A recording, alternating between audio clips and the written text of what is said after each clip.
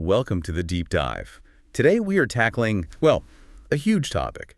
One of the most foundational and, let's be honest, sometimes overwhelming bodies of knowledge in the business world. Project management. Exactly. Specifically, we're focusing on the 5 core process groups as defined by the Project Management Institute, the PMI. It really is a massive amount of material out there. And our mission today is not to just read you a list of definitions. Right. We want to give you the essential architecture. Think of this deep dive as the master map, a shortcut to understanding the operational flow of any large endeavor. Whether you're building a skyscraper or launching new software. Doesn't matter. The principles apply.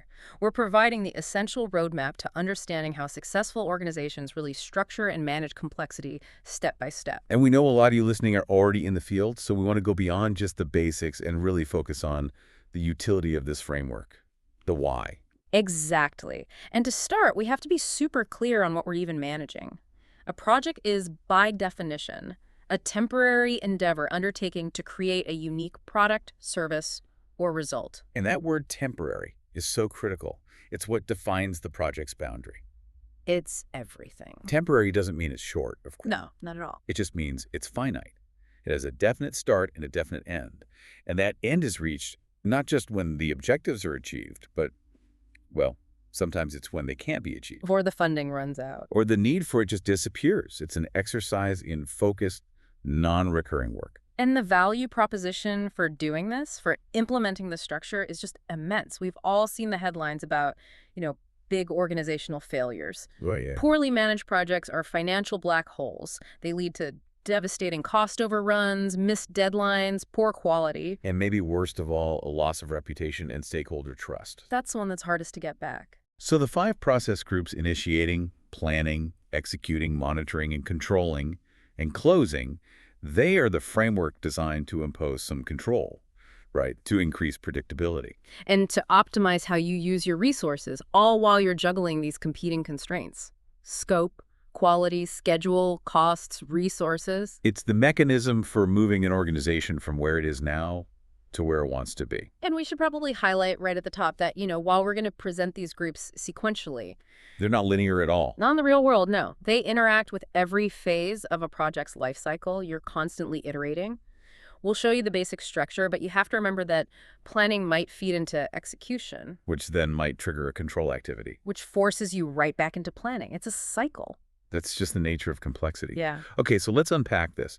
Before we can even talk about the first step, initiating, we really need to set the stage. I mean, how do projects even begin? What are the big strategic levers that get them moving? That brings us to our context. It's all about establishing the project landscape. So projects don't just appear out of nowhere. They're not these random acts of creation. Never. They're always, always initiated in direct response to strategic objectives. And the creation of business value, that quantifiable net benefit, whether it's a tangible asset or some kind of intangible improvement. And our sources really detail 4 fundamental categories for why any project comes into existence. These seem to cover the whole spectrum, from like an absolute necessity to a strategic opportunity. Right. First, projects start to meet regulatory, legal, or social requirements. This one isn't really a choice. It's pure compliance. So you could think of a chemical manufacturer that has to establish new compliant handling guidelines for material that just got new government oversight. Perfect example. Or maybe an NGO needing to deliver clean water systems to meet public health targets after a disaster. The requirement is external, and it is completely non-negotiable. Okay, what's the second driver? The second is to satisfy stakeholder requests or needs. This is all about market response. So a customer needs a new feature, Yeah, or a regional energy company needs to build a new substation, fast, to handle the load from a huge new industrial park that just got approved. The demand is specific, and it's tied to a business relationship. And the third is more internal, right, about improving performance. Exactly. To create, improve, or fix products, processes, or services. This is where optimization lives. Like an electronics firm developing a faster, cheaper laptop based on new tech. Or it could be purely internal, like implementing a Lean Six Sigma exercise to cut waste in manufacturing by 20%. And the last category is tied directly to the C-suite, to the highest level of strategy. That's right, to implement or change business or technological strategies. This is all about adapting to the competitive landscape. For instance, building more fuel-efficient cars because of long-term gas shortage forecasts. Or, a really common one now, fundamentally shifting your software architecture from on-premise servers to the cloud to capture a whole new market segment. You know, it's fascinating to me that the very definition of business value seems to be changing so quickly. You mentioned earlier the triple bottom line, considering social and environmental impacts right alongside the financial ones. Can we pause there for a second? How does a social or environmental requirement actually, override a purely financial one in practice? Well, it fundamentally changes the calculation of that net quantifiable benefit. If you look at the increasing focus on sustainability, on toxicity, especially in manufacturing or mining, Right. the financial decision to use a cheaper, more toxic material might get completely overridden by the social requirement to maintain a clean environmental profile, or the future risk of fines or community backlash. So if you're a large corporation, the initial project proposal, the business case, it has to integrate those intangible benefits like better community relations or a lower carbon footprint, even if the internal rate of return looks a little less shiny in the short term. Precisely. The long-term strategy demands it. It integrates those non-financial values right into the business case. And it frames project success not just on budget, but on holistic, sustainable business outcomes. Okay, so when we talk about strategic objectives, we have to understand where projects actually sit within the larger organization. Not all work is created equal. And we talk about portfolios, programs, and projects. People use these terms interchangeably all the time. Which is a huge mistake. It is. Clarifying these relationships is absolutely essential because they dictate resource allocation, strategic oversight, really everything. The layers are all about alignment. So let's start at the top. At the very highest level, you have the portfolio. This is the collection of projects, programs, even subsidiary portfolios, and operations that are all managed together to achieve those big strategic objectives. The key focus here is optimization, right? Optimization. You're ensuring every piece of work aligns with the organization's high-level strategy and that resources are distributed effectively across all those competing demands. So a portfolio could have a construction project, a software program, and a change management initiative, even if they're not directly related. As long as they all support the same organizational goal, like increase market share in Asia by 15%. Exactly. Okay, so the next layer down is the program. Right. A program is made up of related projects, subsidiary programs, and activities that are managed in a coordinated way. And here's the key. To get benefits you would not get from managing them individually. Ah, so there's synergy there. There has to be. The program manager is focused on interdependencies, coordinating risks, managing stakeholders across multiple projects to realize a specific coordinated benefit. So if the portfolio goal is launch a new product line globally, the program might be something like develop and deploy the North American marketing and distribution channel. Perfect. And that program would contain the marketing project, the new warehouse construction project, and the IT system integration project. That's a perfect example. The benefit of the combined effort is way greater than the sum of the parts. And finally, that brings us down to the project. Which we've already defined. A temporary endeavor for a unique result.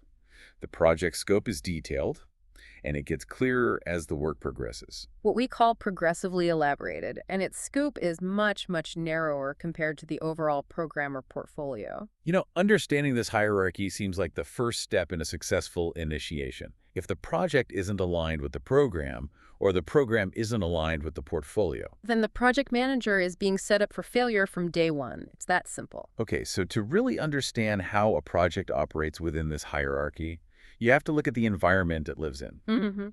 Projects operate within boundaries, and we separate these influences into two really critical categories. Enterprise environmental factors, or EEF, And organizational process assets, OPAs. and these are inputs to almost all the planning processes.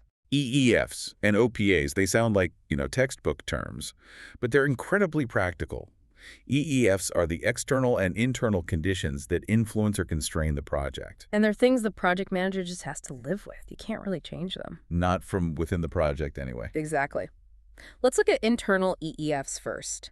This includes the organizational culture things like established ethics, how fast decisions get made, or whether people are rewarded for collaboration or for, individual performance. It also includes infrastructure, like the maturity of your project management office, your existing IT software. And resource availability. Maybe there are constraints on which contractors you're even allowed to use. So if your company culture rewards secrecy, your communications management plan in the planning phase is automatically constrained by a low-trust environment. That's a major influence, a huge one. And external EEFs are maybe even harder to manage. This includes marketplace conditions, your competitors, market share, public perception. Government or industry standards, like a sudden shift in required safety certifications. And, crucially, financial constraints.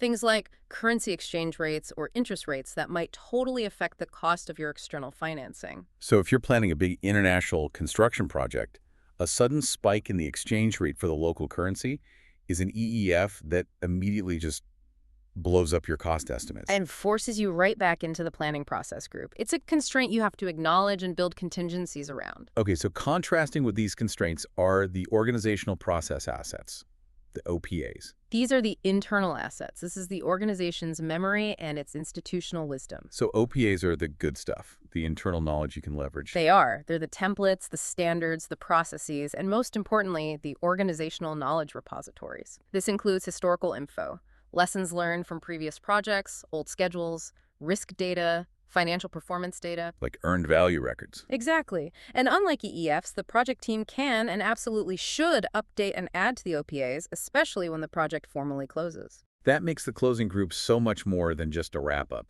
It's a knowledge transfer process. It is. And a failure to update OPAs means every single subsequent project starts from zero. Which is a common failing in a lot of organizations. A very common failing. So now we have it. We have the strategic context, the external and internal constraints from the EFs, and the organizational tools and memory from the OPAs.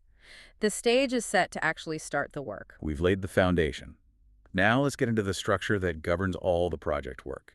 Initiating, planning, executing, monitoring, and controlling, and closing. And it's so vital to see these not as 5 separate phases, but as 5 logical groups of processes that interact throughout the project's life cycle. Right. So a phase like design might fall mostly under planning and executing. But the monitoring and controlling group is active across all of the phases, from the very beginning to the very end. It's sequential, but it's iterative.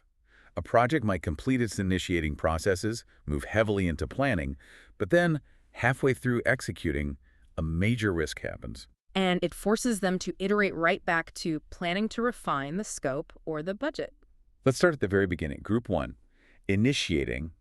This is where you define the project or the phase and you formally get the authorization to start. If you skip this, you're basically running an unsanctioned effort, a rogue project. And that's not a good place to be. No. Initiating is all about alignment. It's getting everyone on the same page about the initial scope, committing the initial resources, and aligning all the stakeholder expectations. And the most crucial process here is to develop the project charter. The charter. It's like the project's founding document, both legally and politically. What practical power does it actually give the project manager? Immense power, but within defined boundaries. It formally authorizes the existence of the project. And critically, it grants the project manager the authority to apply organizational resources to project activities. So if a PM doesn't have a charter? They have no formal authority. They can't go to a functional manager and ask for staff or budget with any real weight behind the request. So the charter isn't just a high-level description. It's the PM's mandate. It is their foundational authority. It provides that direct link between the project and those strategic objectives we talked about earlier. And it typically includes high-level info, a summary schedule, overall risks, measurable objectives. And success criteria, which have to be concrete. They have to be. For example, the new manufacturing line must decrease rework by 15% and be operational by Q4. Not something vague. And another key output of initiating is identifying your initial stakeholders, which you capture in the stakeholder register. You can't build a coalition if you don't know who holds the cards. That's a good way to put it. Getting the right people involved early, identifying their interests, their influence, their potential impact, it prevents so many major conflicts down the line.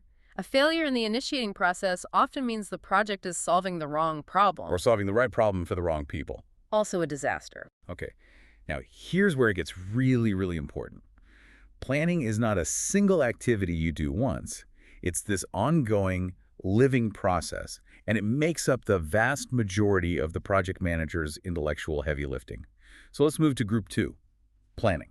The planning process group is exhaustive. I mean, it is huge. Definitely. It establishes the total scope, it refines the objectives from the charter, and it defines the course of action you need to take to achieve those objectives. And the outcome of this whole group is the project management plan. Which is really a document that aggregates all the subsidiary plans: scope, schedule, cost, quality, risk, communications, all of them. And this group fundamentally relies on a concept that's essential to understand because it justifies why planning has to be continuous, and that's progressive elaboration. Progressive elaboration is the idea that the characteristics of what you're building and the details of your management plan will be defined over time. You just don't know everything on day one. Of course not. As you gather more information, the plan becomes more detailed and more accurate. A great way to visualize this is with cost estimates.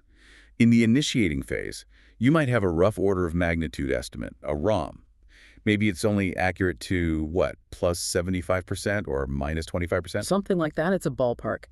But later, once the design work is finalized during planning, you move toward a definitive estimate. You narrow that accuracy window to maybe plus 10% or minus 5. And because planning is iterative, the moment new information changes any of those variables. You have to revisit the plan. You can't just plow forward with outdated assumptions. It's a recipe for disaster. Okay, let's look at 2 key planning areas where this detail matters the most: scope and cost. For scope management, you start by collecting detailed requirements. All the constraints and needs have to be measurable and acceptable. This then feeds into the Create WBS process. The work breakdown structure. The WBS is probably the single most critical tool for defining scope. It absolutely is. Can you break down what it is for our listeners? Sure. It's a hierarchical decomposition of the total project scope down to the lowest level, which we call the work package. And this decomposition is task-oriented.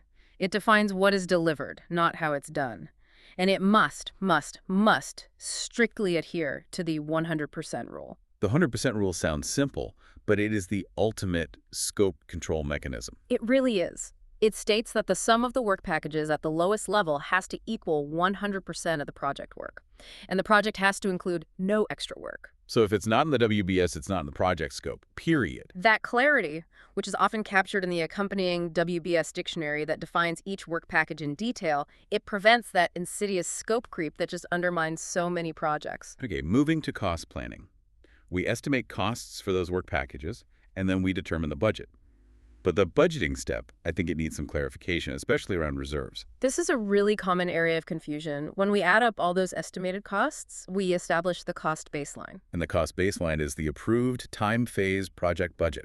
But, and this is the key, it consists of the planned activities plus something called contingency reserves. And what are contingency reserves for? They are budgets specifically held for known unknowns. These are risks you identified during the planning phase. So an example would be, we know there is a 30% chance our specialized welder will be unavailable, which would require us to hire a more expensive external contractor.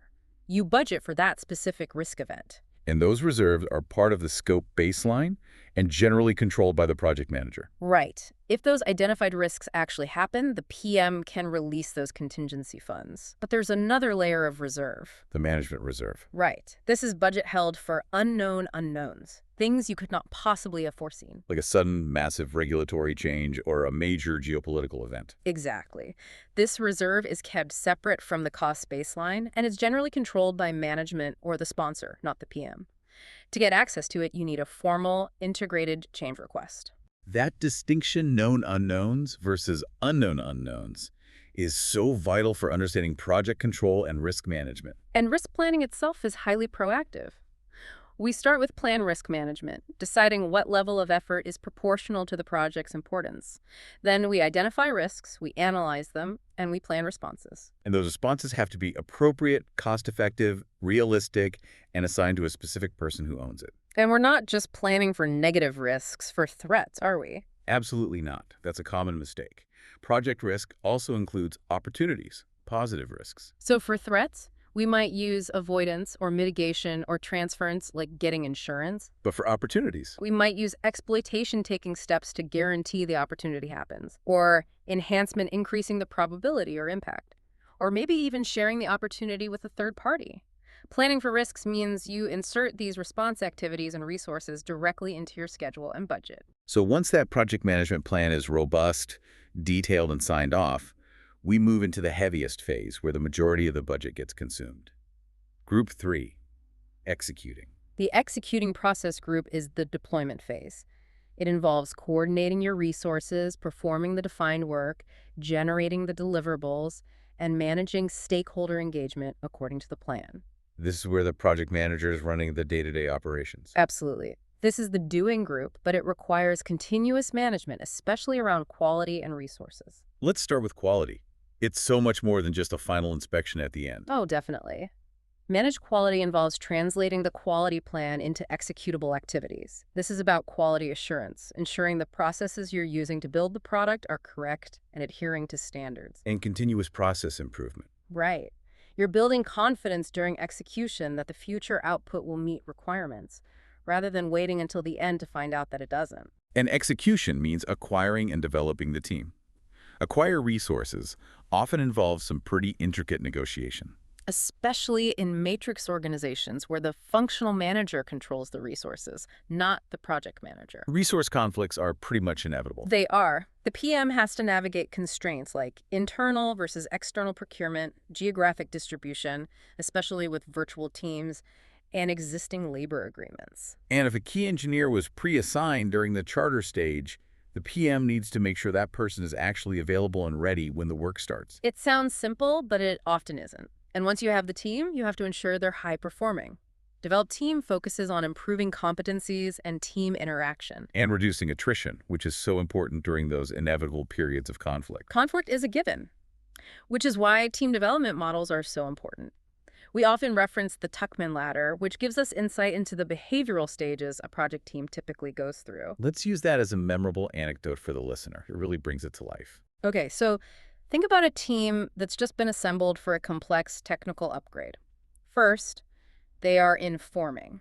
Everyone's polite, learning their roles, trying to figure out the rules. They're independent and maybe a little anxious. Then comes storming. This is where the politeness ends. Right. Team members address the actual work, technical decisions, control issues. This is where friction appears, maybe between the tech lead and the requirements analyst. It can be counterproductive, but it's necessary. And if the PM handles that conflict correctly, the team moves into norming. Right. They start developing trust, adjusting work habits, collaborating effectively.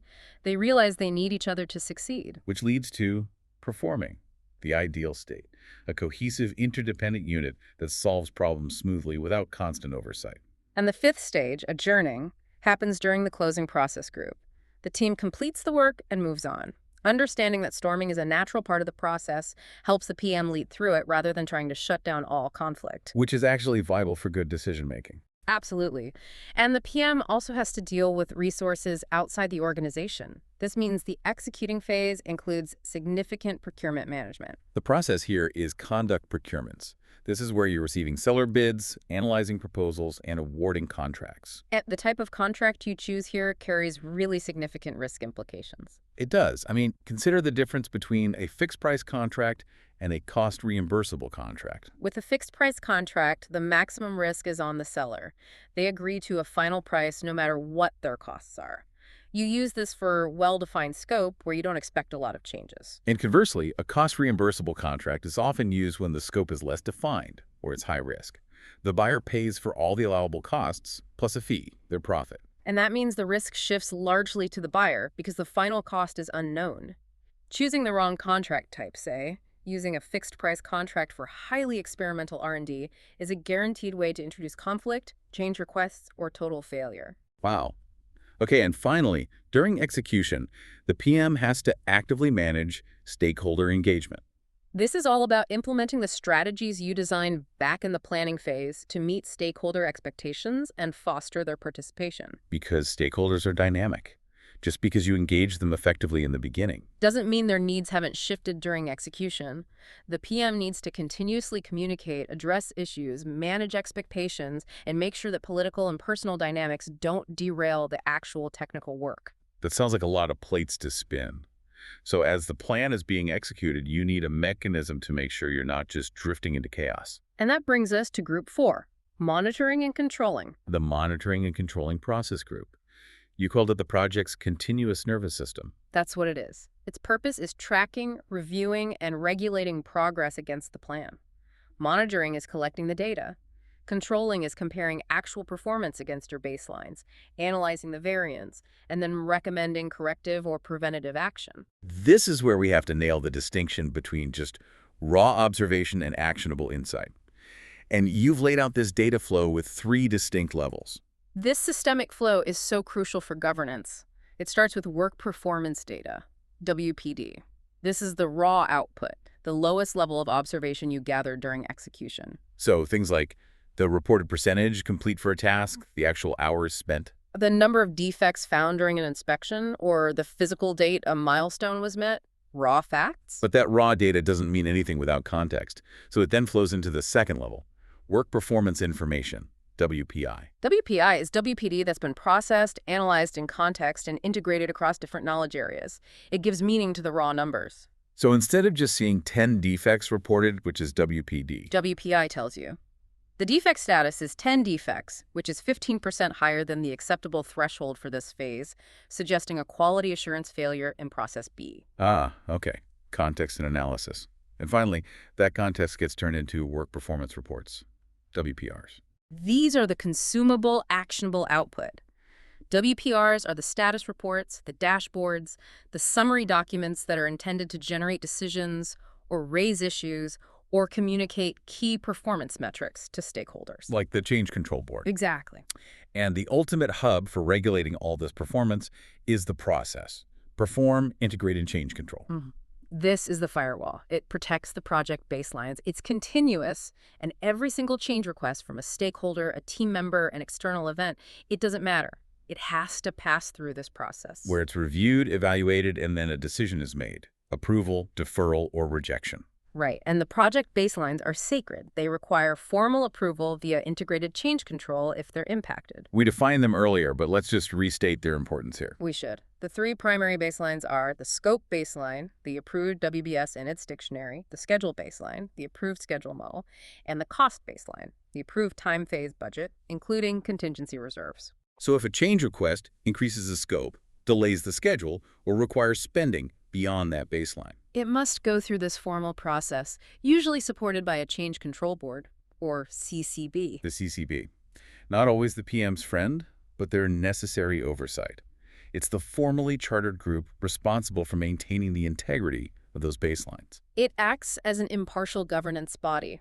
It prevents that scope creep that's fueled by informal requests and ensures that all the impacts across schedule, budget, risk, quality are considered together before a change gets approved. Okay, let's talk tools for this group, specifically how we monitor performance against the cost baseline.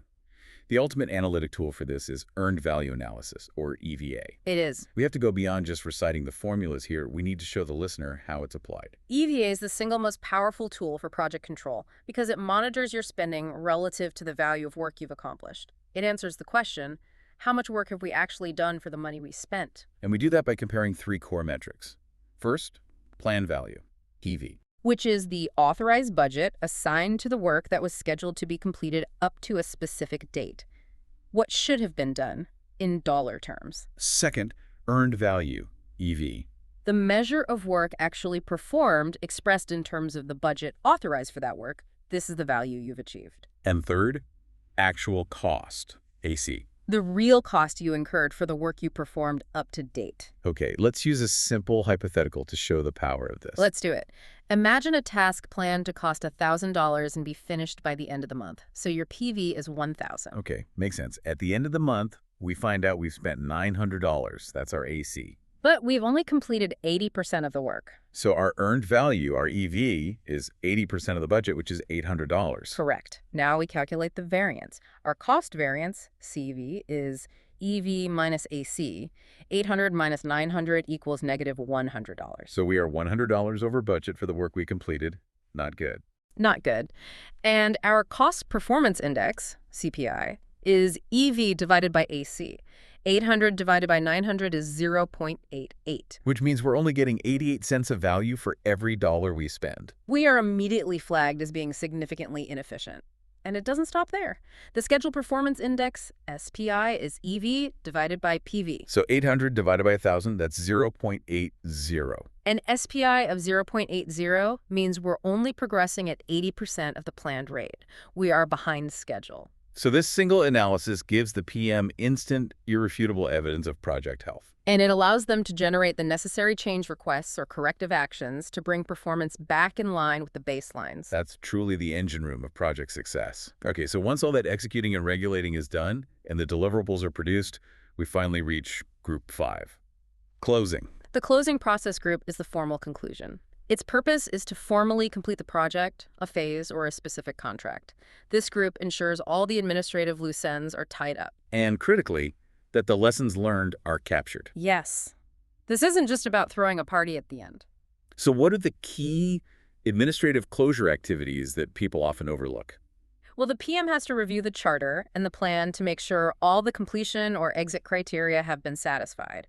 They have to confirm the formal acceptance of all the deliverables by the customer or the sponsor. That acceptance documentation seems essential for legal and financial closure. It is. And on that, all accounts must be closed, all costs charged to the project, and all team personnel formally reassigned. And what about contracts with vendors? If the project involved external vendors, the PM has to manage close procurements.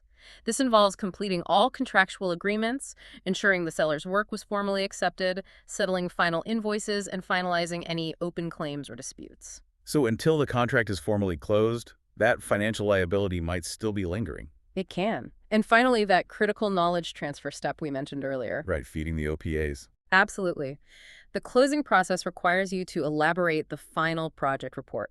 This summarizes performance against the objectives, cost, schedule, quality, and verifies whether the business needs from the original business case were actually met. And most importantly, all historical information and lessons learned are formalized and loaded back into those organizational process assets. This is how the organization actually learns from its experience. So the loop is complete. From strategy and knowledge in initiating, through all the disciplined process groups, and right back into the institutional memory during closing. The 5 groups provide the structure, but structure is nothing without a skilled leader to navigate it.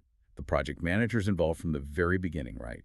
From those pre-initiation activities, consulting on the business case. All the way through to closure. The PM role is highly visible and it's central. And while the specific skills required are tailored to the organization, a PM in a software startup needs different tech depth than a PM in a utilities company. Their central function is always the same: integration. And the source material details 3 crucial levels of integration the PM performs. The first one is maybe the most explicit: the process level. Integration at the process level is mechanical. It's systemic. It means guiding the team through those often overlapping and iterative processes. For example, making sure that a decision to accelerate the schedule Back in planning. is immediately reflected in your resource needs in executing and the cost baseline in monitoring and controlling. If you fail to integrate those processes, the left hand doesn't know what the right hand is doing. And the whole plan just collapses. It does.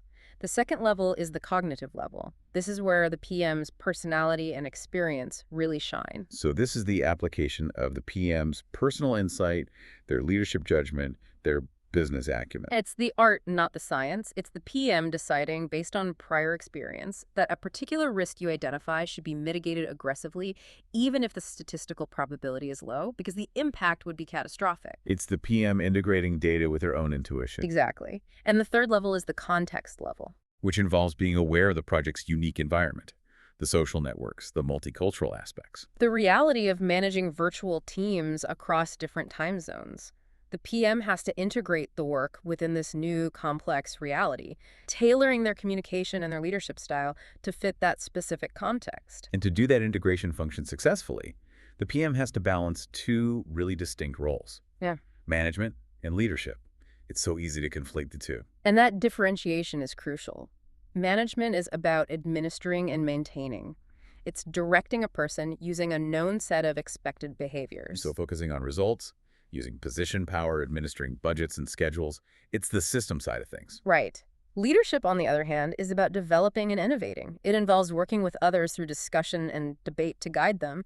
It focuses on relationships, personal power, inspiring, and fostering a shared vision. It's the people side. It's the people side. And a highly successful PM needs both.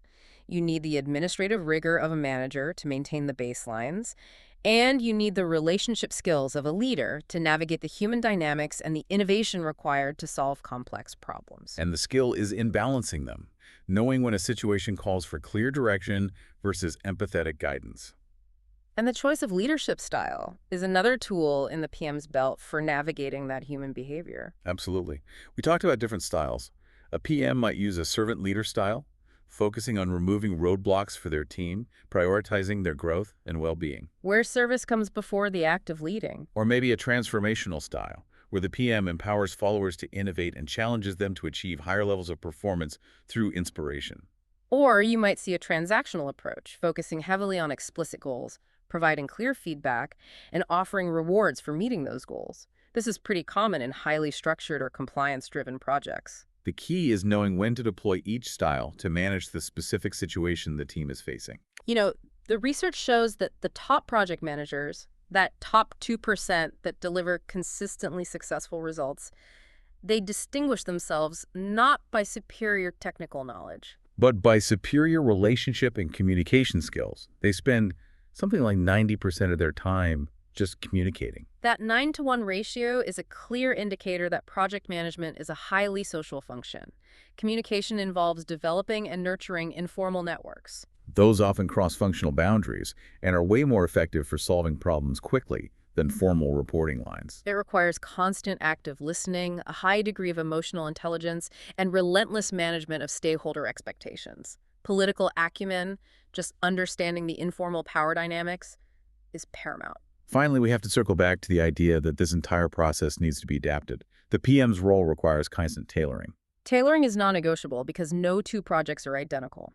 The PM has to continuously inspect and adapt their approach throughout the life cycle, especially during phase reviews or retrospectives. So if you're running a software project, you might heavily tailor the schedule and scope management processes to be more agile and iterative. But if you're building a bridge, you have to tailor the process to be predictive, more waterfall, because you can't iteratively demolish half the foundation. Very good point. Tailoring addresses those competing constraints: scope, schedule, cost, quality, risk, and it involves deciding which of the 5 process groups needs the most focus at any given time. It's the PM integrating the processes, the cognitive insight, and the context, and then continuously refining how those processes are applied to improve the outcome. #tag outro. So we've completed our journey. We moved from strategy alignment all the way through to formal closure. The 5 process groups: initiating, planning, executing, monitoring, and controlling and closing. They provide the structure. And we saw how planning is continuous and progressively elaborated to deal with uncertainty. And we highlighted how true project health is monitored through that systematic progression of data, from raw work performance data, through analyzed work performance information, to actionable work performance reports. All used in the integrated change control process. Right. And the project manager is the integration architect, using both management and leadership skills to drive controlled organizational change. This entire framework is necessary because projects, by their very definition, are exercises in managing complexity. But complexity itself seems to come in different flavors. It does. And that leads to our final provocative thought for you to consider. The next time you look at a project failure or a challenge, it's useful to know that when we analyze complexity, we break it into 3 dimensions. Because if you can identify the dimension that's challenging you the most, you can better tailor your management approach. Exactly. The first dimension is system behavior. So this is the complexity that comes from interdependencies, how the parts interact logically and physically. Right. Think of the extreme technical challenge of integrating 3 different operating systems into one unified platform. It's the complexity inherent in the machine itself. Okay, the second is human behavior. And this is the complexity born from relationships, conflicts, communication breakdowns, and competing priorities between all the different people and groups. No amount of earned value analysis or WBS decomposition can solve a conflict between 2 deeply entrenched functional managers. Not a chance. It requires leadership and soft skills. And the third dimension, ambiguity. Ambiguity is that profound lack of understanding or the uncertainty about emerging issues or the path forward. This is so common in highly innovative projects. You simply don't know if the technology will work until you try. And that requires a high tolerance for risk and a very adaptive, iterative approach. It does. So next time you start a new endeavor or you're analyzing a project that went off the rails, ask yourself, is our greatest challenge the system behavior, the human behavior, or the ambiguity we face? Because once you identify the source of the complexity, you can tailor your approach. If it's high ambiguity, you need to heavily weight your planning on risk reserves and change control. If it's high human behavior, you need to focus intensely on stakeholder engagement and team development within the executing process group. We really encourage you to move beyond just the definitions and start applying those analytical tools we mentioned. Use that EVA metric, challenge your scope by demanding a WBS dictionary. And see how quickly these frameworks transform from theory into invaluable practice. That's how you move toward project mastery. That's it for this deep dive. We hope you feel more ready to tackle the complexity in your next endeavor. We'll see you next time.